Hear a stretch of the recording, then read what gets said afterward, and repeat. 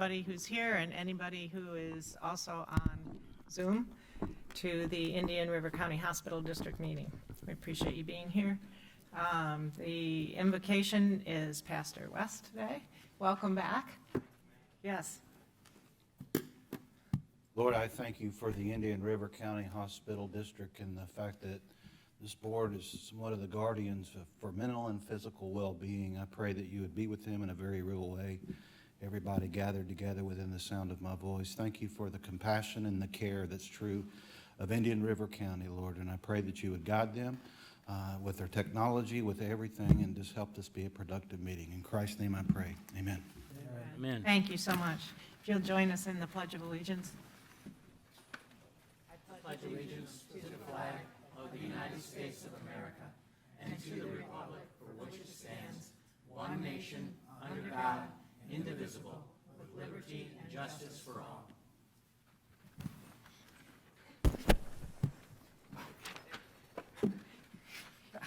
Moving on. Okay. May I hear a motion for approval of the chairman's meeting minutes dated January 18th, the regular monthly meeting minutes dated January 19th, and a February disbursement of, Mr. Kitt? Before the motion, I've got a correction, and I don't know when the correction should happen. After the motion? no, before. Before the motion. A couple of corrections. Okay. On the very top sheet, it notes the meeting as December 7th, and I believe it was January 18th. It was January. And if I'm not mistaken, Mr. Cooney was here. Okay, you're already on it. In that case, In that case, I would move approval. well, what is the disbursement? Wait, amount? wait, wait. Oh, I'm sorry, jumping Okay, ahead. wait a second. There's another one. Yeah, as to the actual business meeting minutes, the last page, my contribution, also he stated that if Cleveland Clinic wants to release the property, the district could consider selling the property. It was actually if they considered not releasing the property. In other words, if they're going to release it, we would have free access to it. So I may have swallowed my words, I don't know, but the thought at the time was if they choose not to release it, then we might consider it sometime in the future. It's only comments, but I think for clarification. Okay, thank you. You have that, Kate? Okay. So then we have a February disbursement of, $1,511,146.67. so given those changes, can I hear a motion for approval? So moved. Second. All in favor? Aye. Aye. Great, thank you. I don't really have anything extraordinary to say tonight. So Jennifer, you don't look like Jennifer, but do you have a council report? Of course. My name is Sebastian DeMaio. I'm an attorney with Jennifer Peschke's office, and I will be handling the council report for today. This will be the council report for February 16th, 2023. We've responded to questions from trustees as they have arisen pertaining to various matters the district is handling at the present time. We continue to review the annual deadlines and deliverables due to the district under the lease with Indian River County Cleveland Clinic and have responded with questions as they arise. We are actively following current legislative session bills related to hospital district and with regard to the Sunshine Law and Public Records Act, and will bring forth information when necessary.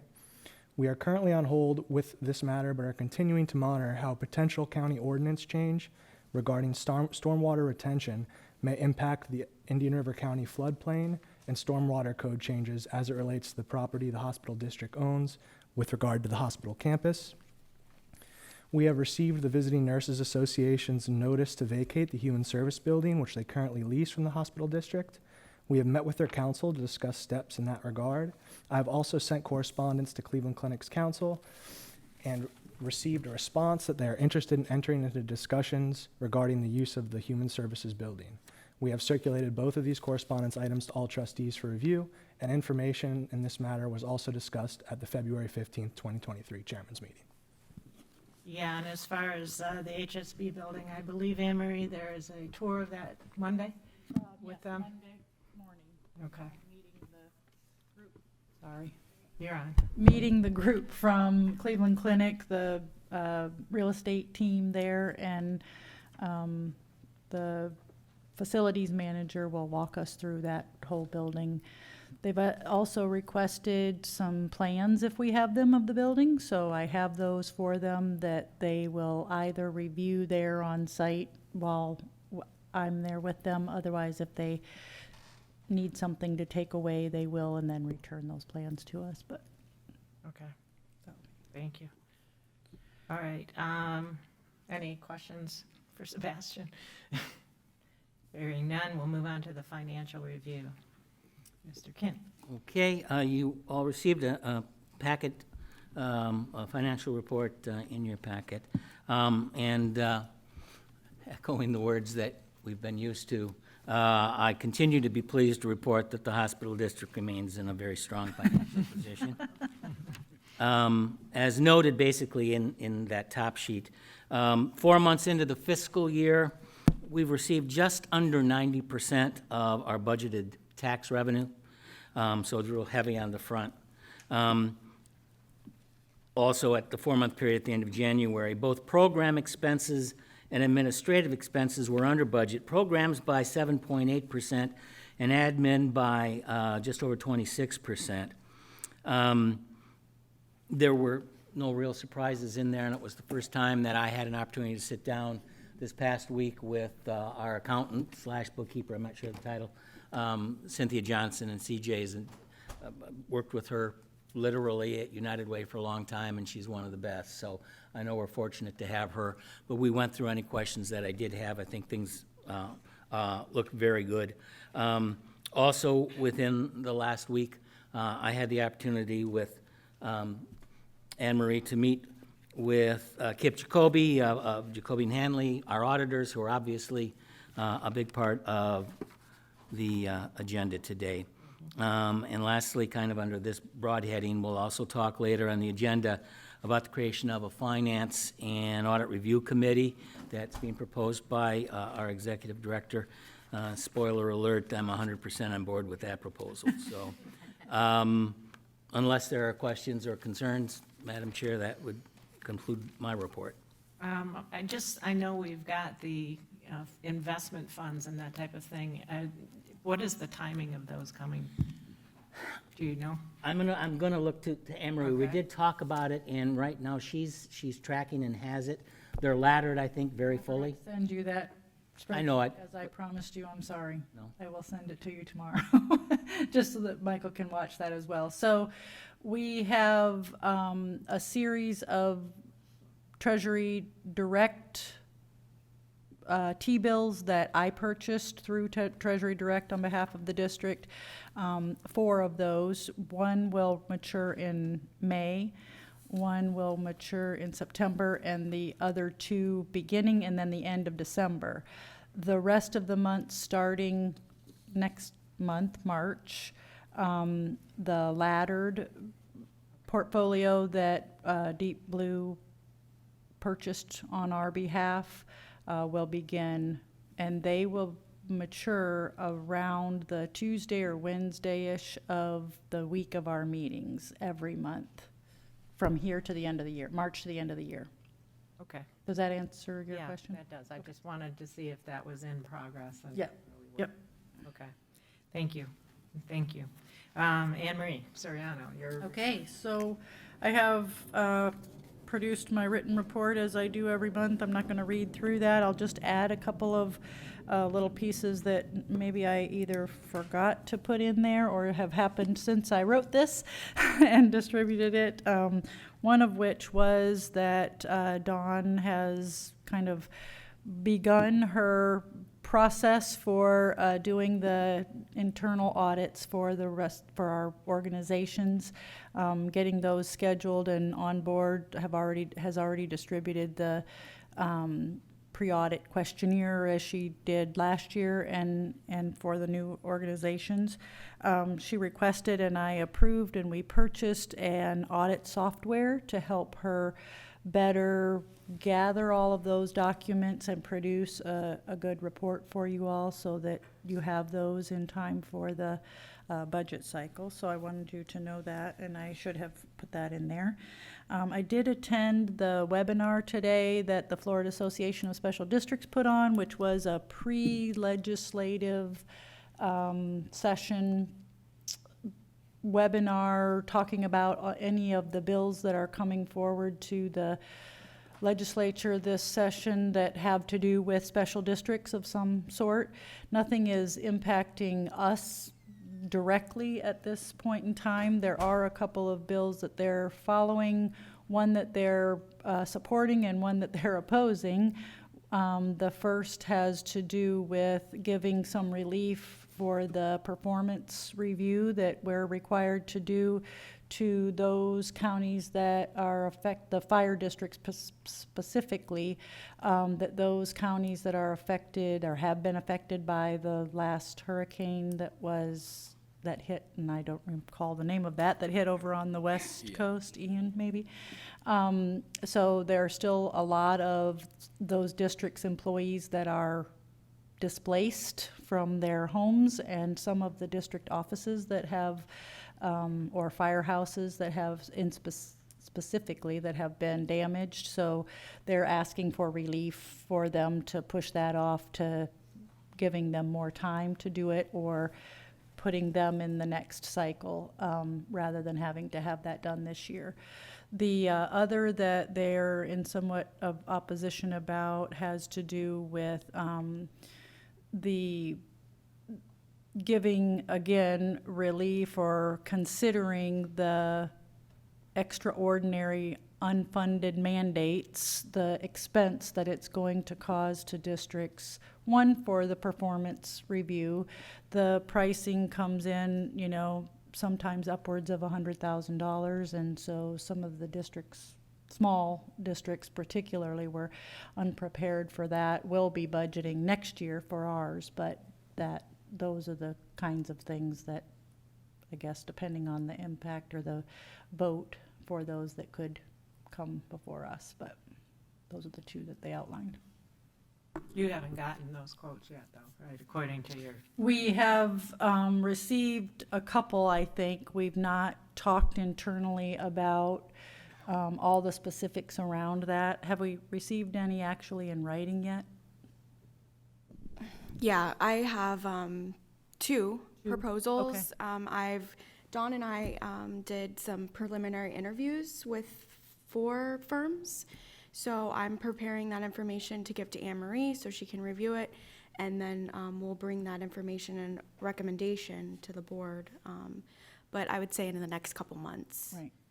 And what is the timetable that we have to be complete on that? It has to begin right after our fiscal year this year, and it has to be produced to the legislature within 9 months of that start. So we'll have to start, they would probably do their work around December, January, begin their work December, January, and then it would be completed for the next fiscal year.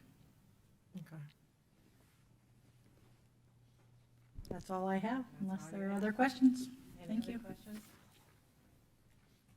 Okay, hearing none, we will go right into our funded agency reports. And first on the list is Hope for Families.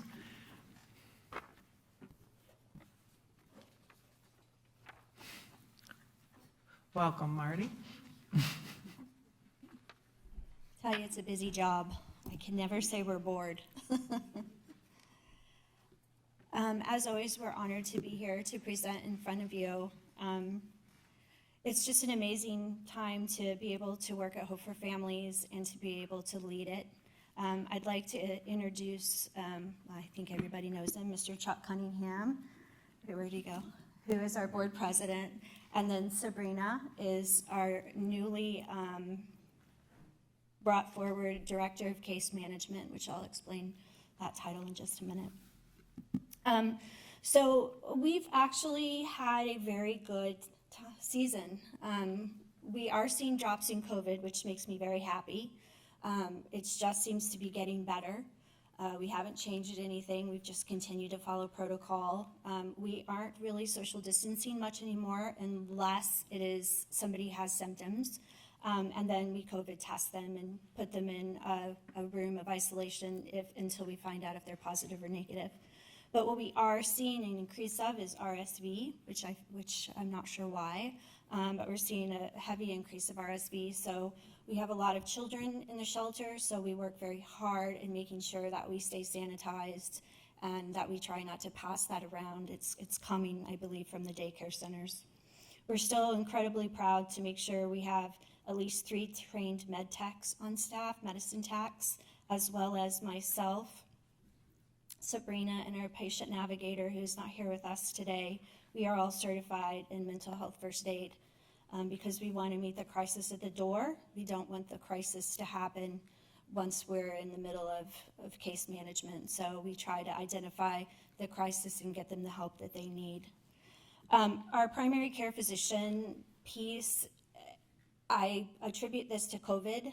We're seeing high rates of our residents come in already with a primary care physician, but what we are not seeing is how to use that primary care physician. So we've been spending a lot of time educating our residents that the ER is not your first place to go unless there's an extreme situation, an emergency situation, and that you need to make an appointment with your doctor, and that you need to not head to the ER. They seem to be, because it's been their mode of healthcare, they seem very quick to head to the ER. So we're working heavily on explaining why and explaining more healthy outcomes when you work with a primary care as opposed to seeing an ER doctor. So we're continuing to work on that. And they're getting better, I think. Yeah, they're getting better. Now they call us and ask, is this an emergency or is this... I think our biggest hurdle right now is we're still really struggling with mental health. We have seen an increase. I think when I started, it was with Hope for Families, it was right around 7% of reporting the mental health issues in our shelter. Right now, of the clients during this time period, 26% indicated that they had mild mental health issues, which was in the 7% when I came in. And that's because we try really hard, again, meeting them at the door with their crisis to understand that normalizing mental health is what we're here to do. I always tell them, I go to therapy, my kids go to therapy. It's okay to talk about your mental health. We're still seeing 74% of them have indicated that they do have mild mental health issues and are not receiving treatment. But because we're meeting them at the door, they're more likely to trust us. Again, as I reported in the past, they are afraid if they talk about some of the things that they're feeling, that Department of Children and Families will come and take their children. So we work really hard at letting them know that that's not our motive. Our motive is to try to help them be healthier mentally so that they can handle some of the obstacles that they're getting ready to have to jump over. And it just makes them healthier. We do have a very strong positive rate with our Zoom mental health visits. We have computers that they're able to use, and we allow them to sit into the reading room, which if you've been there, it's a nice place to have a therapy appointment. Because we've had so many of our children programs going so well, and because we're back open to the public and we've had Inspire Me series happening with visits from people from the outside, we are also allowing them to have their mental health appointments in their room with the computer, which helps also. So my personal opinion on that is that they feel safe. They feel safe when they're on the Zoom. They feel safe at the shelter, and so they're more likely to have discussions of what's really going on in their head. But what we are changing some of our criteria is that we're still battling that just around 100 wait list. It's a lot, and so I had a lot of late night think sessions. In fact, if you know me, I carry around this big thinking folder that's the size of my car. And so we put our heads together, and we are bringing in what's called an intake case manager. And so we're trying to meet these residents again at the door. You're going to hear me say that a lot. We have a family that's in there right now that has struggled with addiction in the past, and they are trying very hard to do the right thing and get on their meds that they need. They need ADHD medication as well as depression medication. They're having a very hard time getting it. The wait list is long to get in to see the doctor. I feel like that if we would have met them on the first time that we talked to them, which was 4 months ago, we could have already started that process. So the theory behind this intake case manager is that they will interview absolutely every person that calls our phone or does a coordinated entry. And we can assess what kind of mental health as well as physical health needs at that moment so we can get it started. So by the time they get to us in the shelter, we have already had a path, a mental health path as well as a physical PCP path. We're excited about this position. We're in the process. We interviewed somebody, they passed their background check, and they passed all the tests. So we're getting ready to offer her this position on Monday. So we're very excited about this piece. We feel like this will work very nicely with Patient Navigator and hopefully get things moving faster for some of these families that really want to do the right thing.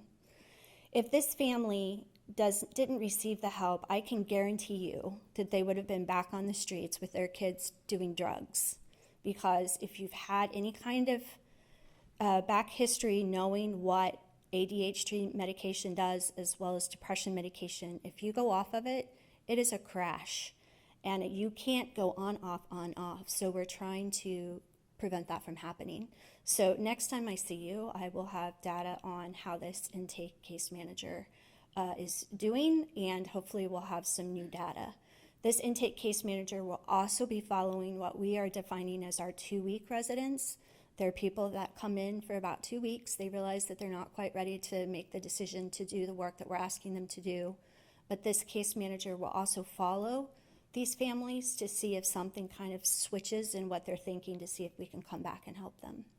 We're trying to close the gap for those gray areas. I always like to share a story of what we feel like is success. And there's so many, I always have to kind of scroll down, but we have a family in there now. There's 5 children. One of them, he is 15, but at least 6'5". Yeah, could be a football player. And she was on the waiting list for quite a while. When I finally got a chance to introduce myself to her, she started crying because she had lived in her car and she had her children in the car, and she would have to crack the windows at night because it gets too hot to sleep in your car in Florida unless we're having a cool spell. And she would stay awake all night long swatting mosquitoes off of her children so they could sleep. This woman was very grateful to be at the shelter and just to get a good night's sleep. Sabrina runs a financial literacy class once a month, and she was in that class, and she started not making sense in her speech, started to ramble, got up, started to wander, and because of our training and working with the Patient Navigator, we were able to identify that she was having a stroke. She was not somebody that you would feel like would fall into the stroke category. So we got her the help that she needed. She ended up in the hospital and received treatment quickly. We were able to get her kids to family and to other resources to help while she healed. In the hospital, she's now out of the hospital and she's still on medical. She's not supposed to work for 6 weeks. We've been working with her on her speech. But she's doing really well, and it's because of funding from you that allows us to be able to train to identify that. If we did not have the training and we were not prepared, I guarantee you that woman would have died. If she was not able to be in our shelter and she was in her car, I guarantee her the 15-year-old that looks like a linebacker would have been having to deal with a mother that passed away with him in the car and his siblings. So we appreciate you, and we appreciate the caring and concern and the funding. And we're excited about this new piece moving forward. We hope that this will improve our mental health numbers. Before I retire, I want to get them up there in the 80s. I'm trying really hard. I'm not retiring anytime soon, but I know it's not going to be an easy job. Finally, we're very excited about, because of our wait list and what we're doing, we are looking at building expansion. So you'll be hearing about that in the future to try to provide more services and to expand. And I'm very much enjoying working with Remy Knuckles, who's taken over Treasure Coast. He's working with us very well to help move families through. And we're also in conjunction with United Against Poverty. They help us so much with our employment, with their STEPS program, and Habitat for Humanity that helps us to find housing or build housing as an alternative for our housing outcomes. Our housing outcomes are still only at 25%. We do not have a solution, but we can continue to work with the residents while we have them and make them strong, healthy citizens that are thriving and that break the cycle of homelessness. Thank you. Marty, what's the average wait time on the waiting list? The family we brought in today was September. So September, Wow, October, November, okay. December, January, 6 months. 6-month wait list. In the meantime, they're couch surfing, living in their cars, Yep. whatever? And that's why we feel like the intake case manager is going to be very important, because we're hoping that this person will be able to kind of navigate them. Because when you go into, I talk with my hands, this is like the third time today I've knocked stuff around. When they're in that they're in crisis thinking, so they're in fight or flight, so they're not thinking. So we're hoping that this case manager says, okay, you're in your car, we can't help you, but here are some other resources. Maybe you can get some help at United Against Poverty, So we're hoping that helps those people that are waiting 3 to 6 months to get into our program, give them some help. Do they stay in touch with you? We are just starting it. Okay. So Right now, we just hopefully. call them. How are you doing? Where are you at? Are you still interested in being on the wait list? It didn't sit well with me. I'm like, we need to do more. If we were moving them through within like 2 weeks to 4 weeks, I'd be okay with that. But because they're waiting so long, and we're talking to them every 2 or 3 weeks, asking if they're still interested, and they're still saying, yes, we are, and we're going into a 5-month cycle, we need a case manager to help them navigate the waters. Marty, question for you. I know there's a number of people that are living in cars. This may be a silly question, but where do they park? Is it a safe Walmart. situation or? No, it's not a safe situation. We actually had the opportunity, I called us the Charlie's Angels, because we were 3 girls out doing the point in time count in the middle of the dark morning. I was like, this probably isn't smart, but we did it. But they live in Walmart parking lots. They park out at the truck stop out on 60. We just got a call actually from somebody right up the road from us on Old Dixie. He has a field, and he's been noticing that there's some homeless people parking there. So as a female, we noticed they look for light, a place where they could get to a restroom quickly if they needed it. There's also a very large family homeless camp behind Sunny's on 60. We found it when we were doing the point in time count, and it was very interesting to see the camps had actually gathered in different areas. So in the back of the camp, that was definitely the drug addicts. You could tell by the way they were camping. But in the front part, there was families. There was sneakers. There was cleats for soccer. But it was more towards the light. So they're trying to find really bright spaces. And Walmart does not run them off on 60. Neither does the truck stops. I always tune in to mental health issues, and in essence, your report and what you just shared is that 100% of your clients, and perhaps I shouldn't be surprised by that, self-identify as having some degree of mental health issues. Yep. 26%, big number, getting help, but many that aren't. And maybe that shouldn't surprise me, but just to hear 100% of the population does is astounding. They're very, very afraid. They're very afraid that we're going to take their children. Yeah. It takes us a good 2 weeks to get them to understand, look, unless you're doing something that defines us to take your kids, we want you to stay together. And so, we talk a lot about it. And we have, right now, we have the residents, we always have, let's all live together in a very small space with very few restrooms. We all have issues. I always say the fight breaks out at the laundry room, trying to get everybody's laundry done. But they do talk to each other and say, you know what, you can talk to these people, they will help you. And we're really great at saying, if you have a problem, and we're with them enough, you can visualize. You watch them walk by my office door, and I'll text Sabrina. I'm like, I think T7. We call them by their room numbers for HIPAA reasons. I think they may need to talk to somebody.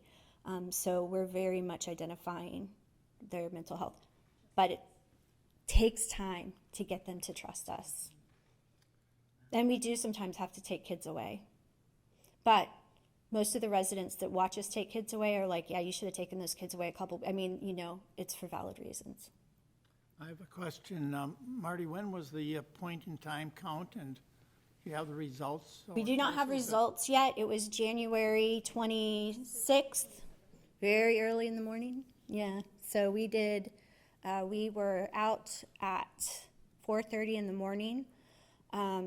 This was the first one we did. I wanted to use it as a team building exercise, and it turned into quite, Remy is very much about having us all be involved. So we tackled the truck stop areas, 60. We went down to down south on US 1 and just circled back around. And if you watch on the side of the roads, you can see where they'll actually mark their camps. They mark it with one little piece of something. And so we would drive slowly, and I was the driver and they were the spotters. And So you did this on your own? It wasn't the sweep that takes place in the county? It's a point in time count. It was all of us. Okay, Yeah. it was all of you, okay. United Against Poverty went north. And I think everybody should do it at least once, because we went out very educated about homeless and what we're doing. We came back wanting to work even harder, because there's a lot of people. The level of people living in the Walmart parking lot. We gave one man just a stick of deodorant and he cried. So it's the lack of affordable housing, which is a whole nother conversation. But, one thing that I'm very proud about Indian River County is that we do have the resources if we work together. It's a great feeling to be able to help somebody with United Against Poverty or what we do or something else. So. And we have had 2 new babies, so Healthy Start is working with our new babies. They're really cute. Any other questions? Is there a safety net for those that require a medical exemption for the COVID shot? Because I noticed that with your setting that you require a COVID shot. If it's a medical exemption that we can. You can accommodate? Okay, great. You might want to include that in your report. Okay. I think I appreciate that. I think that's very, very strong of you all, particularly with your environment, so. We've had very few people. We had one person, very few. And she had some health issues that she couldn't, in fact, she's no longer in the shelter, but she couldn't do it. But we didn't have very many problems with that, but I will. One quick question. Your current census are at December 31st was 62, which was down 39 folks.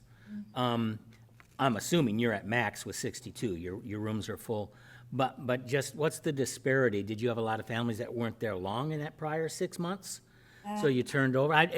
It's a 38% decrease, and It's I'm housing. just trying to understand the. We can't move them along.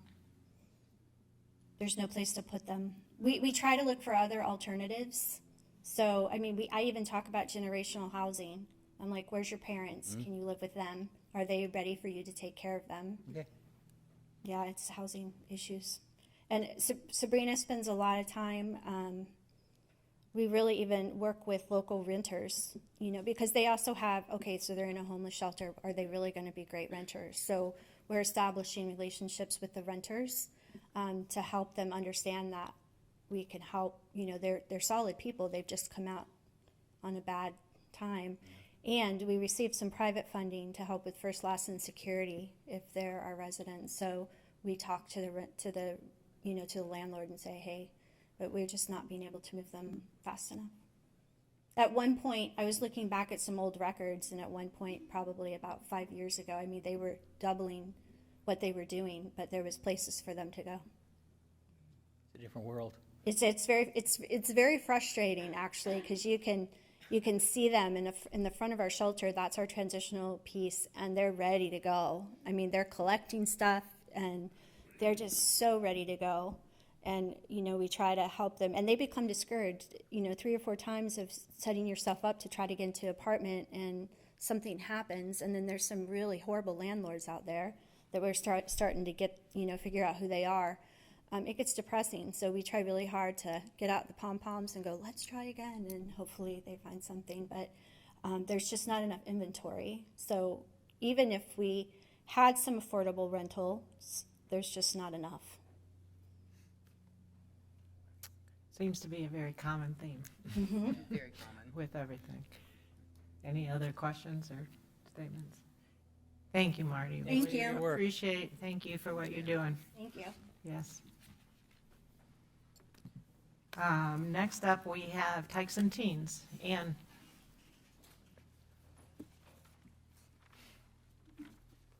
Good afternoon. Good Thank you afternoon. am I okay here? Or Yes, you're fine there. No, you can use either podium. It was the nearest podium. I want to first take the opportunity to thank the trustees and the hospital district as you all are providing support to Tyson Teens as we expand more of our services into Indian River County. I don't know if everyone's aware, but Tyson Teens has been in existence for 26 years, beginning in Martin County and now serving the 4-county area. I'm Ann Posey, for those of you who don't know me. I am the brand-new Chief Executive Officer for Tyson Teens. I've completed my 90 days. I think they're going to keep me. I'm not sure, but I'm hopeful. And I feel fortunate to work with this really amazing team at Tyson Teens. I've brought a couple of people along with me to describe their program. So with me, I have Andrea Greenlee, who is a licensed clinical social worker, and she's the director of our general mental health and school-based service programs, and Elizabeth Appleton, who has a master's in education and fancy credentials around infant mental health that I may let you explain. And she's the director of our early childhood mental health consultation program. Also with me is Linda Kloss. So Linda Kloss is an Indian River County resident and on our board of directors and was the interim CEO for Tyson Teens before I came on board. We've been making significant progress, I think, with our expansion into Indian River County. We've been meeting with many community partners. I feel like I'm doing a presentation every day, it seems like, in Indian River County, which is convenient for me because I live in Indian River County. We currently are working with the Mental Health Collaborative, and they are graciously sharing office space with us until we can sign a lease for office space. We've had some challenges finding affordable office space that meets our needs, but we think that we're ready to ink a lease on the 787 suite in the 787 building on right near Cleveland Clinic. The challenges facing Tyson Teens are probably not new to you. We're very heavily grant funded, as many agencies are, which makes it difficult for us often to deal with our administrative overhead. But probably the biggest challenge that we face is finding and keeping qualified clinical talent. We really believe in the gold standard as far as clinical practice. We want all of our clinicians to be licensed or licensed eligible. We want to follow evidence-based practices and finding those therapists and then keeping them. We grow a lot of our own. There'll be students and then registered interns, which in the state of Florida is someone who's already graduated and master's prepared, but in line to get supervision for their licensure. And then once they get licensed, often they can seek salaries that are a little higher at either private for-profit, telehealth, et cetera. Telehealth is very important. I'm a big proponent, for those of you who know me, of telehealth, but it is also grabbing a lot of talent out of the local area because of the flexibility and the high rates of pay that people can make. So that's probably our biggest challenge is recruitment and retention, paying a livable wage where they can actually afford to have a home, which is very challenging. So I'm going to turn it over briefly to Andrea and then to Elizabeth to talk a little bit about their programs, and then they're prepared to answer specific questions. I think we provided you with a really detailed report prior to coming in, so we won't read that, but we'll give you a little overview. Andrea? Hi. Good evening. Thank you for having us here. I'm a familiar face. I've been at Tykes for 25 years. So, and I'm so happy Ann is here on board. So, as you remember, last year I was here as our school-based director, and we created a lot of wonderful relationships there and have noticed a lot of referrals coming from the school district for our outpatient program. One of our success stories, and school has become very challenging for kids. It's maybe not the place we remember of safety. There are lots of safety concerns, fire drills and such. And one of our success stories involves a child who didn't want to go to school because of the fire alarms. It was very difficult and would avoid school because he just didn't know how to deal with that. So with work and with our clinician here, she's been able to utilize cognitive behavioral therapy and challenge some of his thoughts. And now he's the last student to leave and even holds the door as the rest of the class leaves. So that's a real success story for us. But with Ann's efforts and our presentations that we're giving, we're noticing a real significant increase in our referrals for our outpatient services. Good. That's good. Elizabeth? Hi, I'm Elizabeth Appleton. So I am the Director of Mental Health Consultation and one of the newest programs that Tykes took on back in 2021. And if you're not familiar with mental health consultation, it's an indirect service, informed, evidence-based informed. And what we focus on is that 0 to 5 population in early child care centers, working directly with teachers on how to support their strategies to support social emotional development.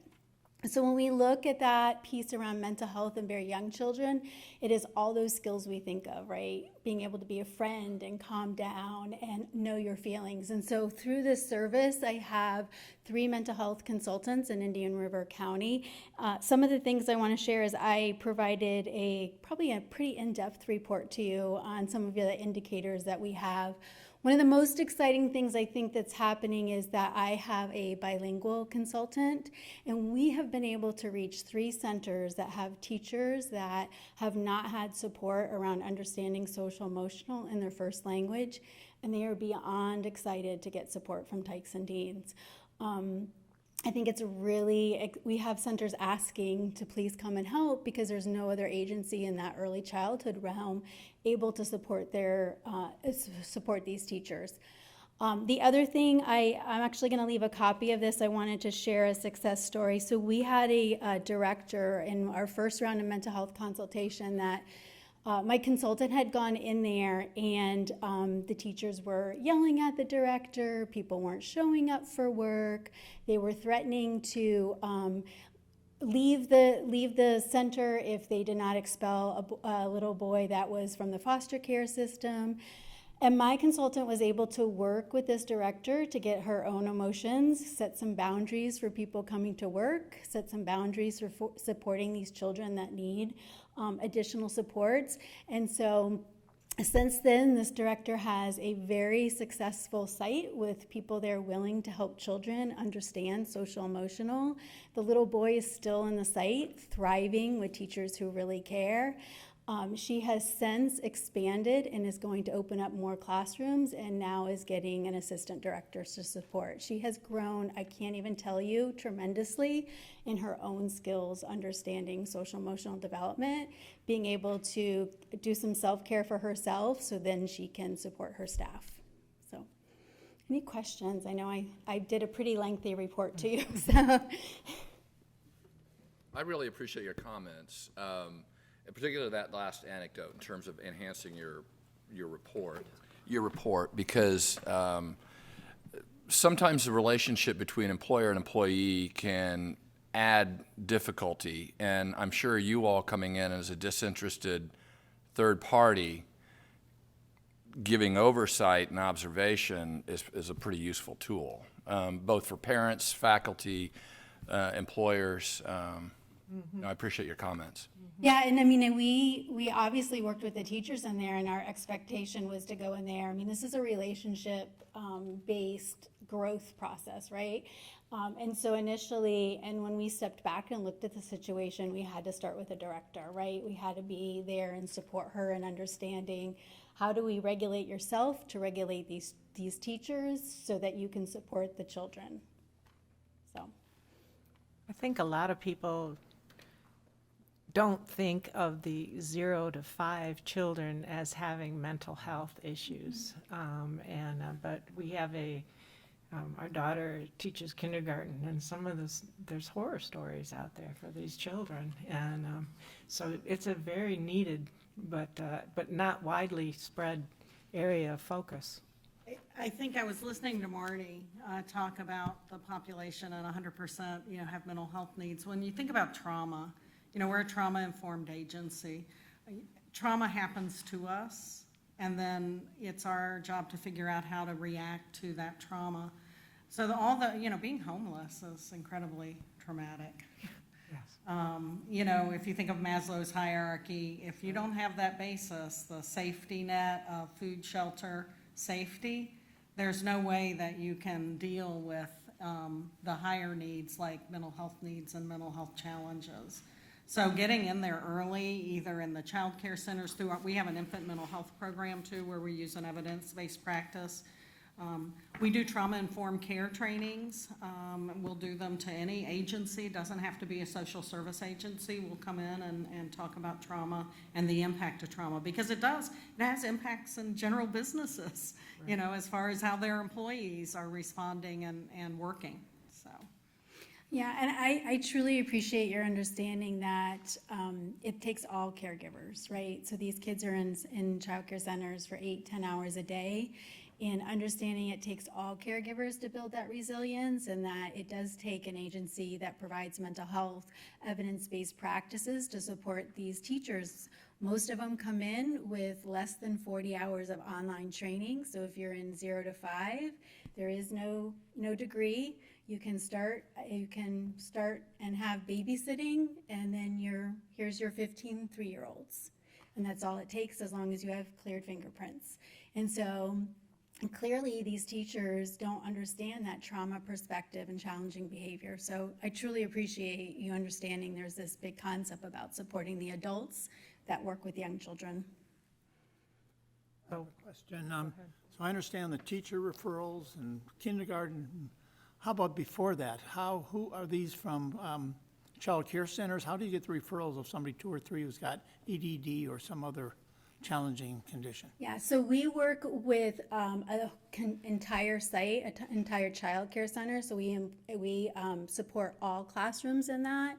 If we see that children or families need more intensive intervention, we have the infant mental health program that we can support them through the infant mental health program. So right now we're also moving towards doing some social emotional groups with the consultants. So that's one of the next things we're incorporating in our program, is to have those social emotional groups inside as part of the mental health consultation program to support these kids.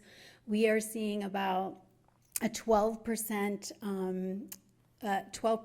of the kids that are in these centers have significant, persistent, challenging behavior. That's a very high number of challenging behavior that directors are reporting. We should be seeing about a 3 to 5%. That's an evidence-based, what you typically see. So we're seeing 12% of kids that are being reported as having persistent, challenging behavior and could be expelled or suspended from preschool.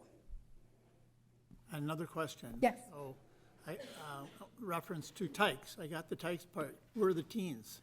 And what is the relationship with Hibiscus? That's our I'm the part. Tykes. Yes, and then I'm the teens, so they come to the outpatient office. But do you have teens? Yes. We do. Yes. Oh, it's not in your report. It didn't. So we mention serve 0 to 17, so 0 to 5 in our infant mental health population, and then our general mental health is 5 to 17. So we can do counseling 1 to 2 times a week. We can do it in the office via telehealth. We can do it in the natural settings like the school or the home. We work with those youth for whatever their issues are. It could be anxiety, depression, trauma focused, substance use disorders, parent-child dysfunction. There's a lot of different needs. We also have a psychiatric nurse practitioner who can prescribe medication when that's needed.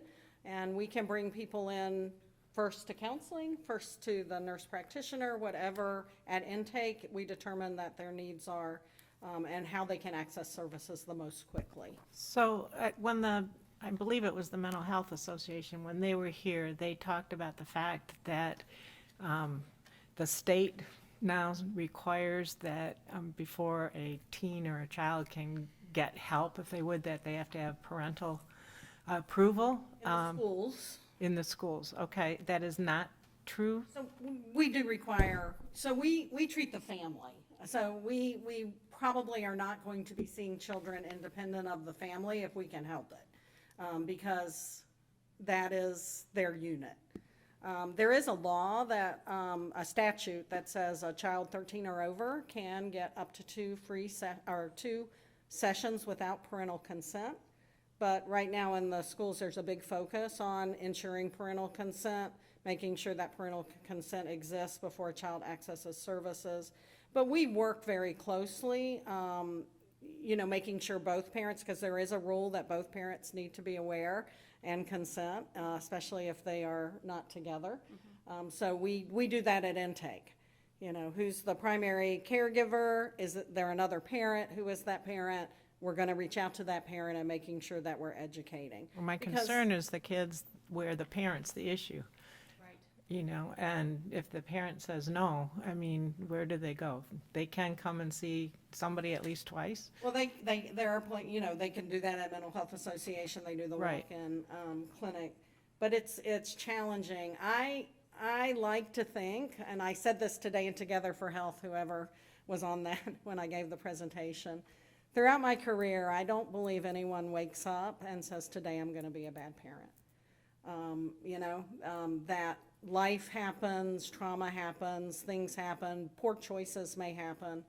But really, I think that if you can engage parents and not shame them, and not say you're the problem, and if you just changed your behavior by yourself, your child would change, but rather work with them as a unit and engage them. So we're not here to judge you.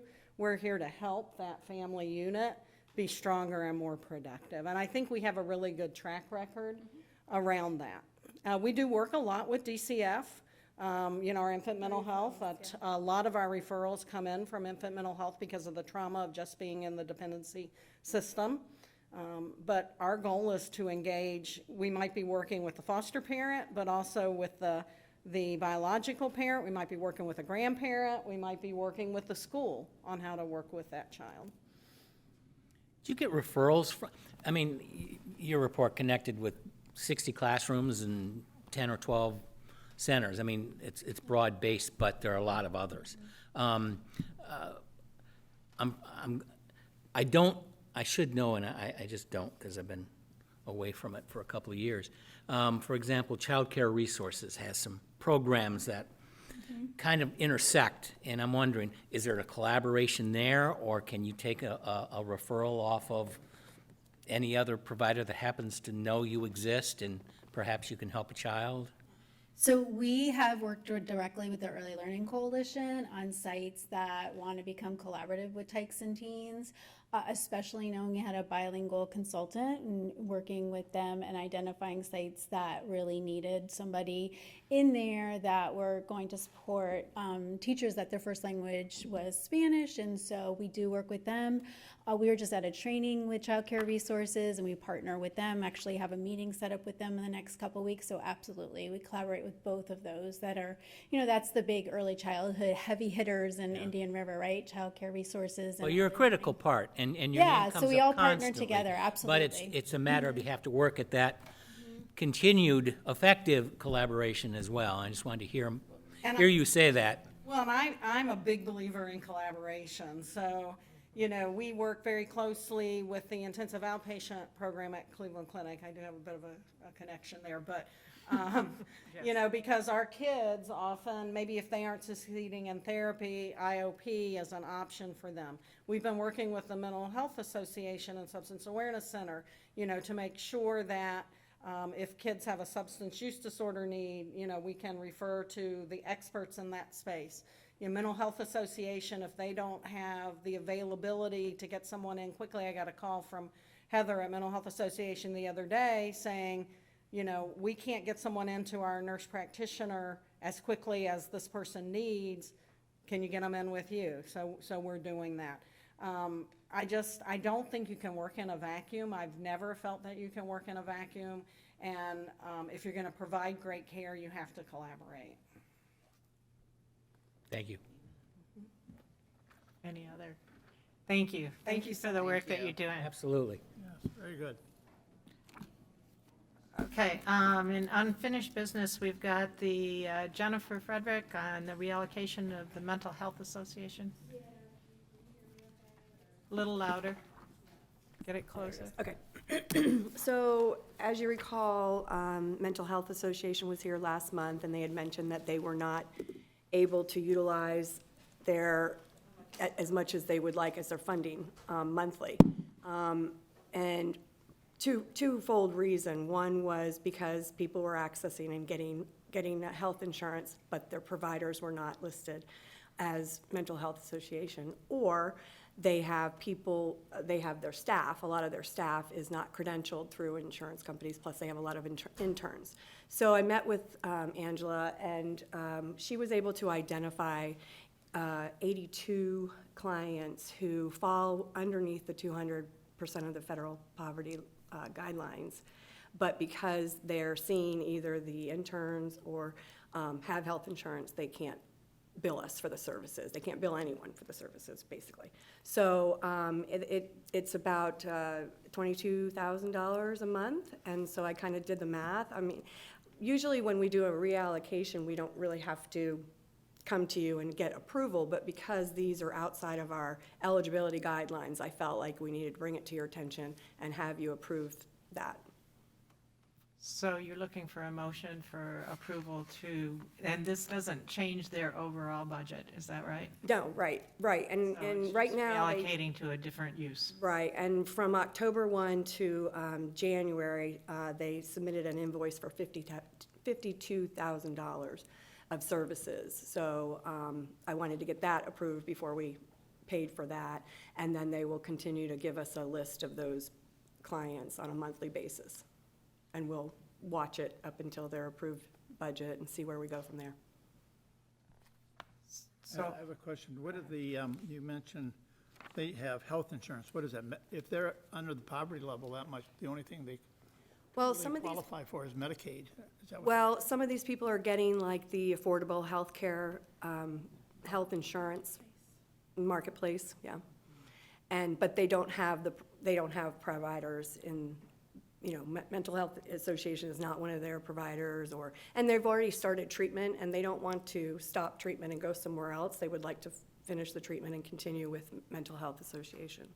So what you're saying is these individuals have taken the initiative to potentially to have affordable health insurance, but the health insurance doesn't cover mental health, or specifically mental health at the Mental Health Association. So it's a non-billable, and yet they're providing those services. And so this reallocation then will allow Mental Health Association to bill us. To bill for them Bill us. instead of having a loss. Instead of having a loss, and take care of those individuals, even though those individuals do have health insurance. Right. They just really don't have health insurance for the service that they need. Correct. Right, yeah, Or they have a, you know, high deductible and they can't afford it. right, exactly. And so instead of them Talking about for not how long. providing the service, they're asking for it. I move to approve.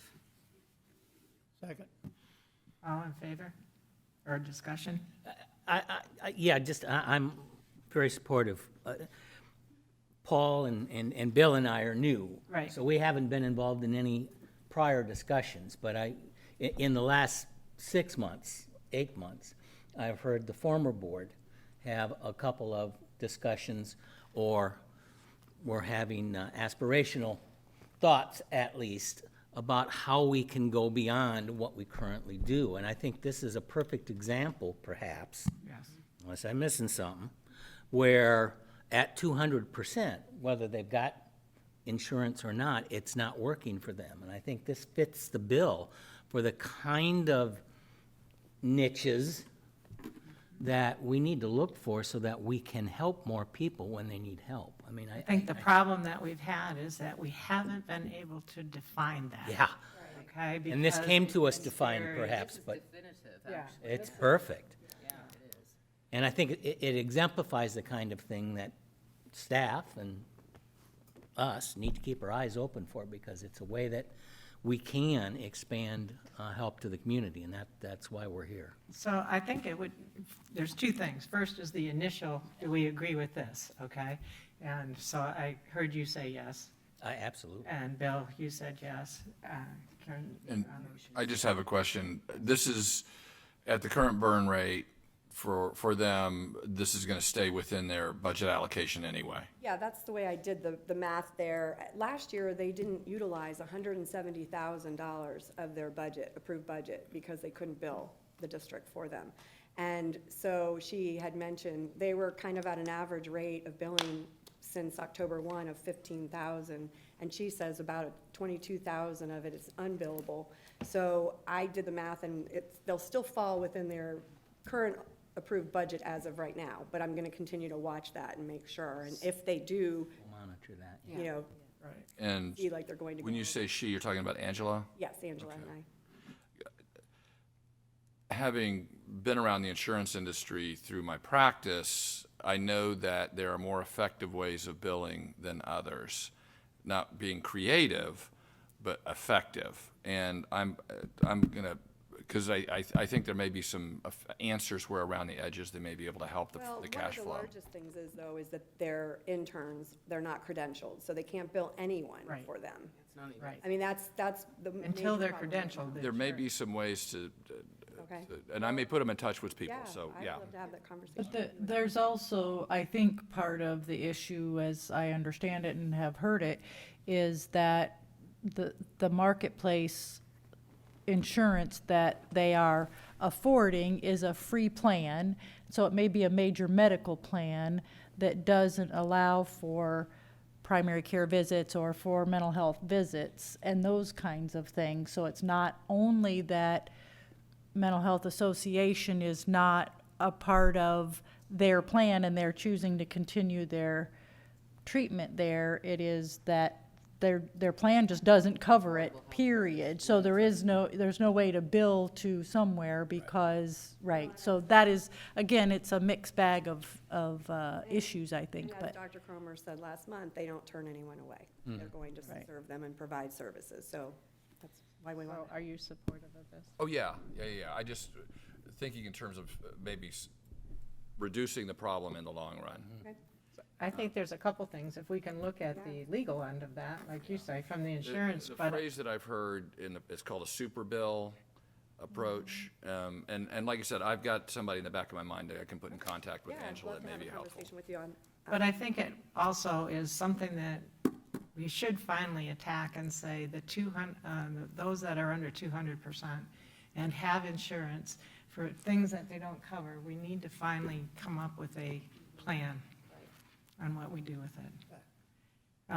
So, and it's because it's broader than just the Mental Health Association. And it might be that maybe we don't have to define it. Maybe it's a case whereas the organizations, when they come, just like what happened just now, that we have the discussion, and it may not be that a policy fits everyone. It might be that it's an individual kind of situation. But I think if we could poll the agencies and see, is there a consistency of it? Yeah, that's true. Okay, let's see if there is a consistency, but you're right, it might be Case by case. case by case as well, so, okay? Okay. New business. We have our presentation of our audit. Kip Jacoby, welcome back. Thank you. Good afternoon, trustees. I have a couple reports that I'm going to go through, spend a little bit of time through. So I will start with the audited financial statements first. I think you probably have copies in front of you. I did spend some time the past week with Mr. Kent as the current treasurer and Anne Marie working through the financial statements in some detail. And Also, Alan Jones joined us last week to add assistance in the management's discussion and analysis information that we'll go through here. So your financial statements are as of September 30, 2022, your fiscal year end, and it is a governmental report. So for the new trustees, if you're not familiar with governmental reporting, this is probably the most simple form of governmental reporting that you're going to enjoy reading. It's as a special taxing district, it's presented in the form of a proprietary fund rather than the full-blown set of governmental financial statements that you might see for the county or the city. So that's really makes it much more simple to go through. However, it does require a variety of things, which starting after the audit opinion, which is a clean, unmodified report, on page 4, we begin the management's discussion and analysis. And this is where you as trustees, management, provide some editorial comments about the financial results for the year as well as some operational activities. So I'm going to go through in the interest of time and just highlight a few things. And if you have any questions as we go through, just stop me. So on the bottom of page 4, table 1 gives you an overview of how you stand within the county in terms of the millage taxing components. And down towards the middle of the table, you'll see the hospital district comes in grouped with those less than 1 mil for this 21-22 taxing year at 71.44. That represents just under 5% of the total millage that's taxed in this county. And that's actually down from 5.4% in the prior year. So you represent a small piece of the overall taxing picture. And as the asterisk indicates at the very bottom of that table, moving into this current fiscal year, your millage drop about just under 30% from where it had been in the prior year, and it's down to 51 mills. So you are definitely a small piece of the overall taxing component. Continuing into the next several pages, you start to focus on some of the operational activities that were major initiatives and areas that you as management wanted to focus on. They're there for your reading. I'm not going to go through those in detail, but we'll continue on into page 7 and 8. It's where you begin to talk about the financial highlights and the more salient points of your financial structure for the district. So what I'd like to do is focus on table 3 on page 8, which is part of the financial analysis, and it gives you a capsulized overview of your financial picture. For September 30, 2022, you had total assets of $12,406,000, most of it sitting in investments, cash and investments at the end of the year, making up most of the $10 million of current assets. You carried liabilities of $1,225,000, your standard monthly obligations, and a new obligation that's presented that you will not have seen in your prior financial statements, and I'll talk about that accounting change shortly. And then the net of those two figures represents your equity in the organization, or the net position of $11,181,000, $9.8 million of which is unrestricted, and $1.3 million is invested in capital assets. And you can see that that financial picture is actually stronger in terms of your net position than it had been in the prior year, and you'll see on the next page what caused that to happen. Table 4 presents your revenues and expenses on the top of page 9, and it provides total revenues of $14 million, down slightly from the $15 million in the prior year, but where you really added to your net equity in the organization, your indigent care and program funding expenses dropped from $13 million in the prior year to $9.1 million in the current year. So that caused an overall increase in your net position of just over $4 million for the fiscal year. There's some reasons for that. The biggest reason, of course, and it's discussed in the table or the points in the following section of the table, you wrapped up your funding with the hospital Cleveland Clinic that you had committed to when they came in and entered into the agreement to the tune of $500,000 a month. That ended, so that dropped down by about $4.5 million from the prior year. So all things being equal, you actually increased your program funding a little bit for the remaining agencies. So what were those agencies? Table 5 on the next page gives you an overview of the variety of organizations that you're funding, and you can see on the second line where I was talking about the hospital, the $4.5 million in the prior year, 0 in the current year, although you're continuing to fund in programs such as the Partners in Women's Health program. So that gives you an overview of those agencies that you funded during those 2 fiscal years. Capital assets and debt financing. This is where I mentioned just a few minutes ago that there was an accounting change. So the accounting industry has been working towards having all entities bring leases that have traditionally been off-balance sheet financing transactions, in your case related to basically real estate. They brought that onto the balance sheet. So now if you are a tenant, which you are a tenant, you have a lease, you now have a right to use asset and you have a lease obligation that now is presented on your balance sheet. Likewise, if you're a landlord, and you are, you present a receivable for the committed lease transaction and deferred revenue in the liability section. So essentially the impact on the revenues and expenses is roughly the same. It's just brought those assets and obligations onto your balance sheet, so there's no off-balance sheet situations anymore. So that's what that table and discussion on page 11 provides an overview of. The last part of the MD&A dealing with historical information is the budgetary comparison. So you can see how the organization budgeted for the fiscal year, how the actual results ended up, and creating the favorable and unfavorable variances for the year. Essentially, you were down a little bit on the actual revenues that you collected, creating an unfavorable variance of $385,000. But on the expense side, you created a favorable variance overall from the program funding decrease from budget of about $2.3 million. So you had planned for an increase in your net assets, but you actually exceeded that in terms of your actual results.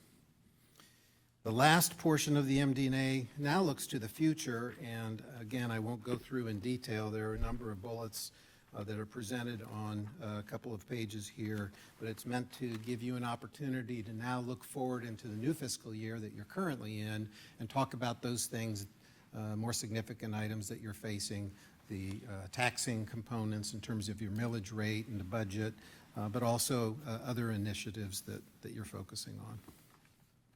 That's the first section of the audit report. Then you get into essentially the same information in a more detailed way. Pages 15 through 26 provide the basic financial statements and the related footnotes describing the accounting policies and providing much of the same information we just went through, but in a more detailed way. So I'll save you from revisiting that. So the last part of the document gets into some special letters that are required under governmental auditing standards. The first one deals with compliance and control matters. It is the standard unmodified report. There were no material weaknesses that we found or material issues in our audit, and so that is a clean report to attach to your financial statements. The Florida Auditor General's Office also requires a management letter addressing specified items. So this letter covers all of those items, and again, there's no significant matters or issues to be identified there. They're addressing the things that they expect to see in that letter. And there's one more letter also dealing with the statutes associated with public financing and investing, and again, no issues there. So that's kind of a quick overview for, I don't know, 30-some pages, but it's a very good report. I always love your overview. Yeah, happy to get into more detail if you want, Karen. Yeah, I know, but. This is the So it's- simplified version, right? Yeah, it's a good report, you know, Good. very good position to be in. One of the items in the Florida Auditor General's letter addresses deteriorating financial conditions. You clearly are not in that position, you're not in a financial emergency, but a little bit forward-looking, as you've budgeted for a decrease in your millage rate and a spend rate that exceeds that, you're actually lowering your equity reserves, in essence. And so that triggers, from a formulation standpoint, some concerns over deteriorating financial condition, but in fact, it's really not, and we override that with our opinion. So that's looking forward into the next year, but wanted to highlight that. If there are no questions, I'll move briefly into the next report, which is the Agreed Upon Procedures Report. For a number of years, you've been asking us to go out and do detailed compliance testing on the various different agencies. It started out primarily with the hospital, added on a couple of agencies, and then we added on, at your request, a dozen or 8 different agencies each year. And so this letter or report addresses the procedures that we did for the fiscal year ending September 30, 2021. And if you look at the table of contents, you'll see that it lists the 7 agencies that we looked at during this process. And effectively, we go out and draw a compliance sample of various different patients that have presented their credentials, their information to the different agencies. We test those in compliance with your indigent care requirements to make sure that they qualify in terms of financial condition, residency, identification, those types of things. So again, there's a number of pages. There's a specific letter for each agency and provides some detailed overview about the procedures and the results.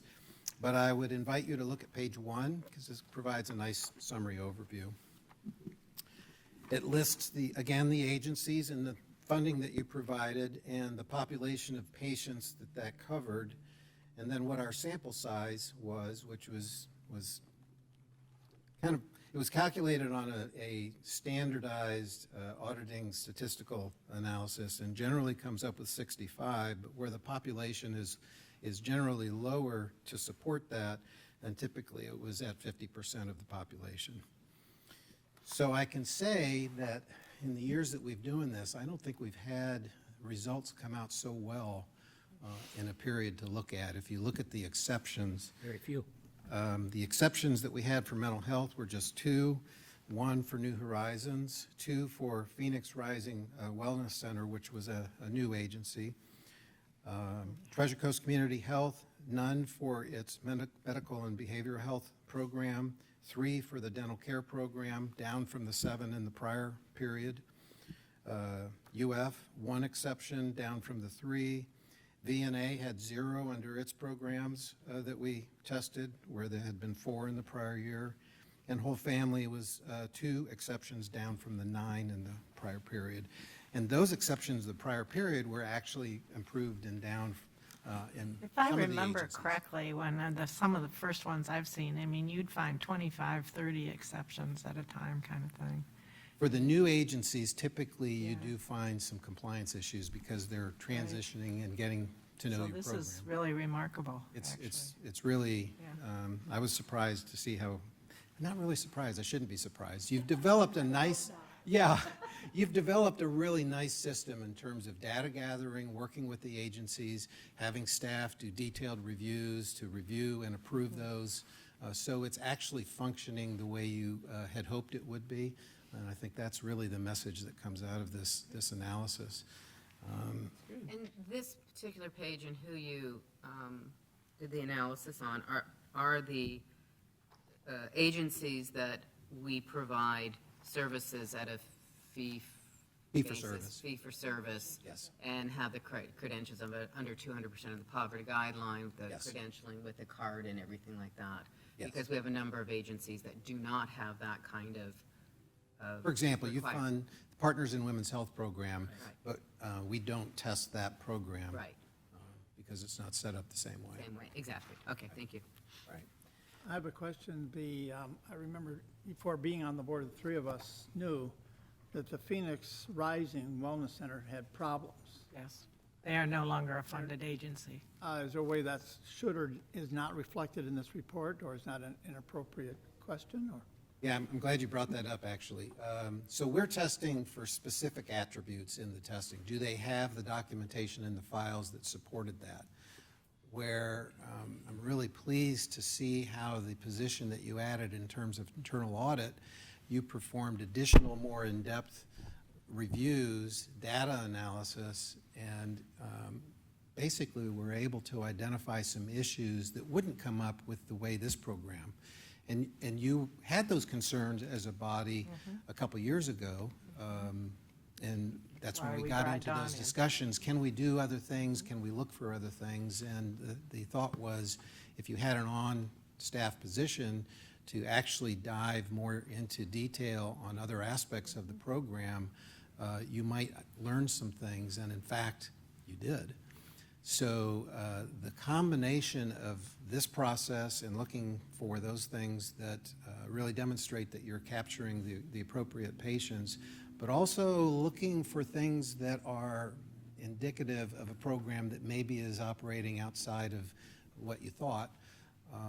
It's a nice combination of process to identify that. So it really had, that brought some great stewardship oversight in that situation. So the results here don't indicate that that was a bad decision or an inappropriate assessment. That actually was, obviously very fruitful. Thank you. So just last year when we went through this, as a follow-on, the question was, well, gee, what does that relate to in dollars? So I added the next schedule on page 2 to give you an overview for those agencies. And again, you can see the dollar impacts. If you drop Phoenix Rising out, you can see that the agencies, with the few exceptions, in essence accounted for about $11,000 overpayment technically for those exceptions that were found for documentation. Overall, that's down from the $49,000 that was implied in the prior year. And you may remember as we talked, when you look at the totality of the detail in the files, it doesn't necessarily indicate that you were incorrectly funding somebody that should have received services. But again, on a strictly attribute basis, you say, did they comply or did they not? And there may be something that they didn't comply with, and so it was treated as an exception. So I think we talked about this last year, though, that when there's a decision made to make an exception, okay, and we needed to be documenting that so that when you looked at these, you could say, yes, there was an exception there, but it was recognized and it was dealt with.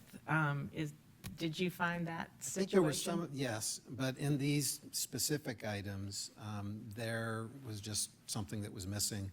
Okay. Again, even in the report we talk about, you can see that there was perhaps a witness that was involved, but on the specific place, on the specific form where the witness was supposed to sign, they didn't sign. Okay. But there was other information in there that suggested that there was a witness involved and provided information. I just wanted to make sure that we were doing that. If we Yes. make those exceptions, you're identifying them, right? So we'll-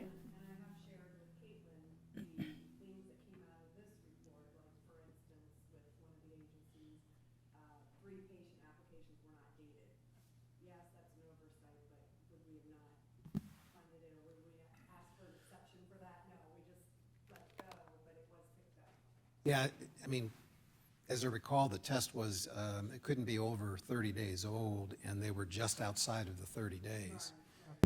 So again, technically, the attribute is a failure, but in the totality of the evidence, it doesn't necessarily indicate that that was an inappropriate funding. Okay. So you look at those things, and you're really looking to make sure that you're capturing the data, and the results here suggest to me that on the thousands of patients that you deal with every year, you're capturing the data and proving them out. And I did the math. It's 2.8% exceptions. I mean, I don't know what it was in the past. I haven't seen this report But, I mean, that strikes me as being phenomenal. It's much higher. In years past, they were much higher issues, and you would actually go back and work with the agencies to either address those specific exceptions. I mean, always, you dealt with the exceptions as a learning tool. Right. But you would go back and actually settle up with some of those Yeah, agencies. the early years, we actually went back and asked for money back and stuff. Yes, you did. Because it was significant. Yep. So I was very pleased with the results and happy to see the systems working. Did you have a question? Oh, I thought you did. Is this the kind of analysis that will be done as part of the performance assessment? Or is this just a small part of something that might make a difference? I mean, I don't know. To our knowledge, no. Again, we haven't done the full kind of report out, but and Kate and Dawn's discussions with those organizations that do this performance review, they're reviewing the performance, the efficiencies and the effectiveness of the district. So mainly this staff and what we do. And this speaks to the sense that we're doing our job, right? This is what we spend our time doing, which is then a benefit to the district and the benefit to the community for the district being here because we are good stewards, or we have checks and balances, we have those kinds of things. So yes, it is a part, and it reinforces it. That's a good way to put it, yes, yeah. So along those lines, I'll jump ahead on the agenda and just add my 2 cents, or if you don't mind. The idea of forming an audit and financial committee, I think, is a wonderful idea. You have a transition into a new treasurer, and this gives you an opportunity to continue to bring different sets of eyes to the data that you're looking at. It provides great oversight. Controls are always key when you're dealing with public money, anybody's money, your own money. But to have those controls in place and add on that additional involvement of an audit and finance committee, I think it's a great idea. Since you brought it up, I agree. Let me apologize in advance for our relationship. I can't not think like a lawyer. I'm not intending to give, and a misfortune for my kids. My wife, a few times over the years, has said, stop cross-examining the children. But I can't not think that way. But I don't intend to give legal advice to the board. Ethically, I'm not supposed to, but that's just my frame of reference. So for you and for the board, I think it's a great idea. I know it's premature because we haven't gotten to it yet, but I'd like for you to comment. Is this an area that we would be well suited to develop some procedures and guidelines for that committee in terms of, because in the back of my mind is we're conservative on our investments. We're going to be having some oversight there. I want to make sure we don't do anything that jeopardizes the E&O coverage of Deep Blue or whoever it is that's managing our assets as well. We're going to be conservative anyway, but is this an area that would be served with having some guidelines and define what that committee's roles are? Absolutely. Okay. It was part of the discussion Anne Marie and Kip and I had when we were talking Perfect. about it, without a doubt, from my perspective. Right. And just to overlay with respect to the comment about the investments in Deep Blue, I mean, you have a statutory requirement under the Florida statutes to invest your funds in publicly protected funds. And so you do that. And so that should be part of that process too, to make sure that you're in compliance with those statutes. Thank you. Absolutely. Yeah, because when we first started talking about investing some of the money and all that, I mean, of course, some of us didn't know the statutes and that and thought, well, you just go to your Merrill Lynch guy, right?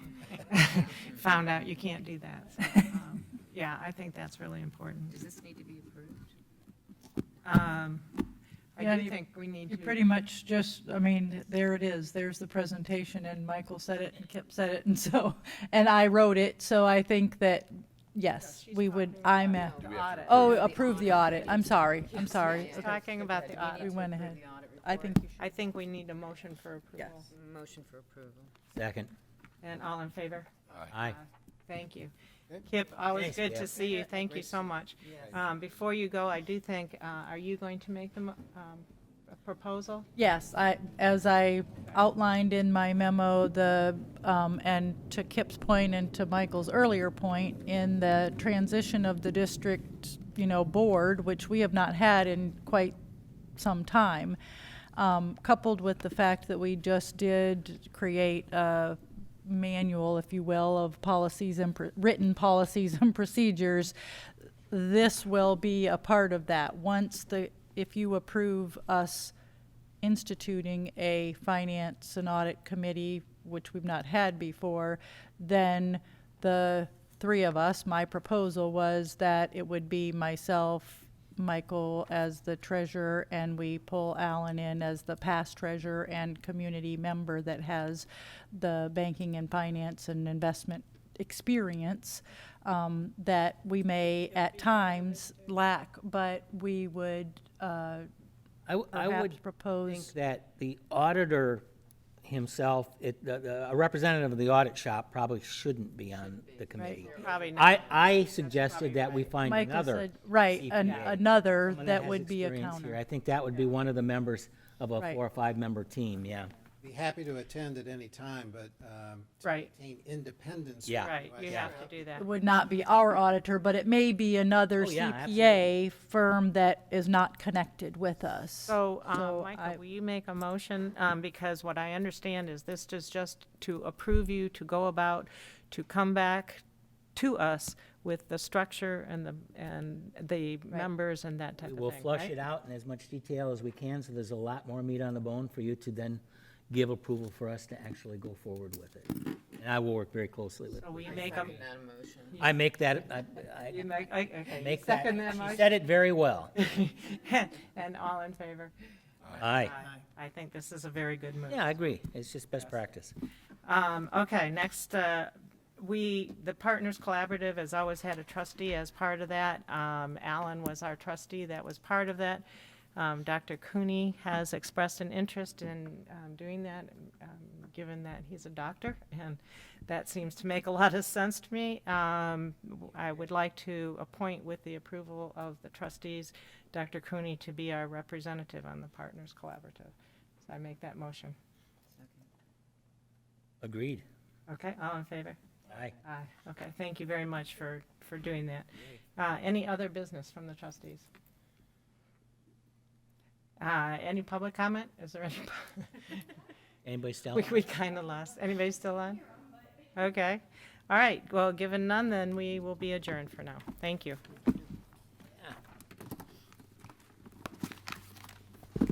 Just keeps getting better and better.